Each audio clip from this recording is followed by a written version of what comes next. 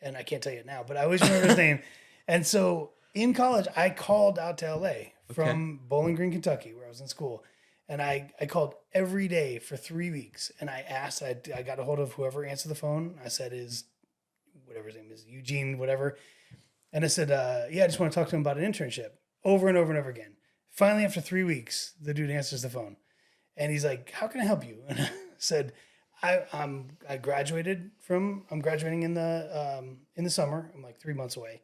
I really want to get an internship in the writing department or in anywhere. And he's like, tell you what, when are you going to be in LA? And I was like, whenever I need to. So I flew out to LA, sat down with this dude, had a quick 20-minute meeting with him. I was at like cloud nine because I'm in Hollywood meeting with an exec on this show. He says, as soon as you graduate, come on out here. I'll get you an internship in the writing department. And I had no idea what that meant. Sure. That's like a coveted position. That's like now, especially intern, being a writer. Then you PA, then you are a staff writer. Then like imagine if you had done that back then. Well, so I was gonna do it. Go back home. 2 months from graduating, me and my buddies are out. We're having fun. We drink a little too much. We had a couple Long Island iced teas too many. I get in my car. I drive through a Crystal drive-through line. And I cut line. Waiting for me outside the drive-through line was a cop. Busted. I got a DUI. Lost my license for 3 months. Had to pay a bunch of money. Posse. So there is one version of me that went this way and I hear you. Became a writer's room. Maybe I don't know where that guy would be, but like I would love to just glimpse where that guy's life is. You know what's interesting about that? Mm-hmm. True story.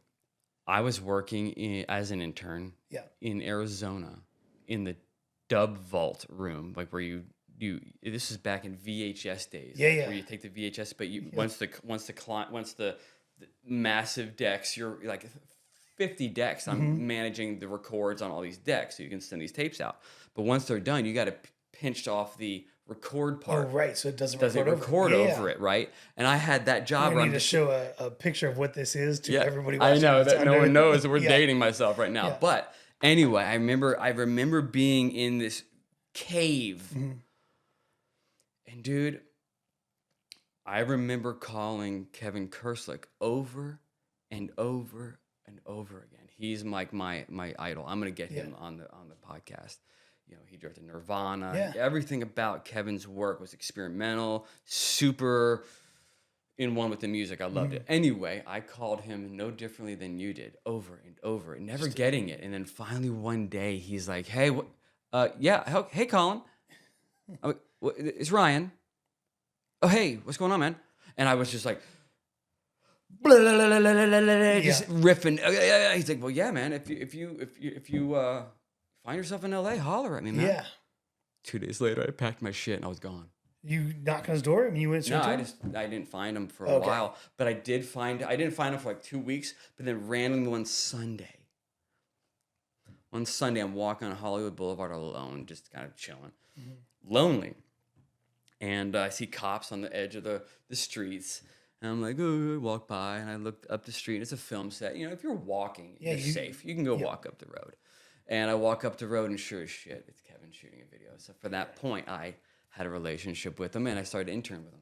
You did? I did. You got it? Yeah. Man. And then he actually spoke to my class at LMU, Loyola Marymount University, into my whole film class, and there was a special moment in there. I'm going to talk about it. Did he say, like, that's how you do it? You got to annoy somebody enough to, annoy, but, like, be persistent. I mean, I don't think I've ever addressed that with him. I should. Yeah. I mean, I don't even know if he remembers it, but he took me under his wing so specially that I'll never forget it. And that's kind of how I am now. He brought me into Telecine. Yeah. And all these things. I mean, I think I told a story on one of the podcasts where I was like, first day of set was my first big set. That's amazing. Yeah. And, you know, people were telling me to go over to here with the other PAs, and he said, no, he's with me.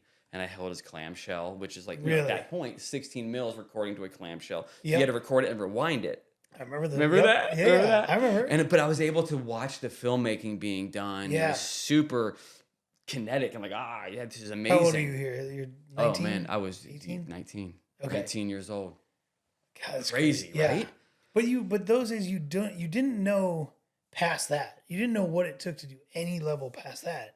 And so it's like, you know, even every stage of this business, it's like the first time when I went from PAing, I worked as an AD, I worked as an art department for a couple of years. I wanted to learn every step of the business, Sure. just to see. I wanted to make sure I knew how every department worked.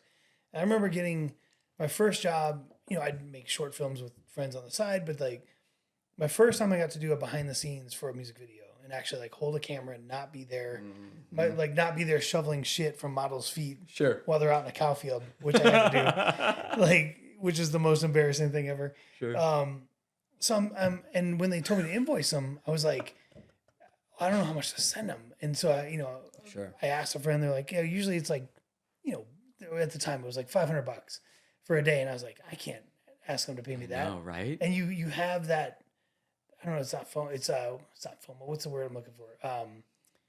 Like this, I'm not good enough I don't deserve that money. Okay. Why would they pay me that? And so you have to, The early years. yeah, you have to convince yourself like you deserve that money, Sure. charge them because they're used to paying it.